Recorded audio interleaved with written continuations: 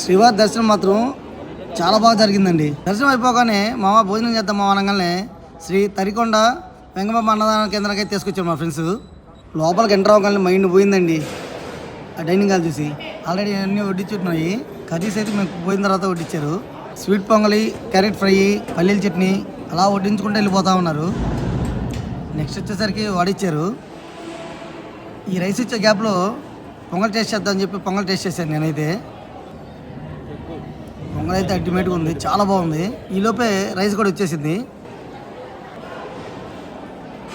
Rice పెట్టేసి సాంబార్ పోసేసారు. ముక్కలు అయితే చాలా బాగున్నాయి. పల్లీల చట్నీ అయితే నా జీవితంలో తినలేదండి, అంత టేస్ట్గా ఉంది. కర్రీస్తో అంతా కంప్లీట్ అయిపోయిన తర్వాత మజ్జిగ ఇచ్చారు. మజ్జిగతో కూడా కంప్లీట్ చేశాను. ఫైనల్గా ఆకులు ఏం లేకుండా తినేసాను. నేనే హ్యాండ్ వాష్కి వెళ్ళిపోతున్నాను. మా ఫ్రెండ్ అయితే తినేసి ఫోన్ చూసుకుంటున్నాడు.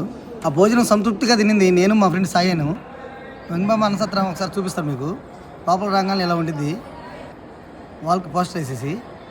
మీలో ఎవరైనా ఇక్కడ తినుంటే కామెంట్ బాక్స్లో పెట్టండి. వీడియో నచ్చితే లైక్, షేర్ అండ్ సబ్స్క్రైబ్.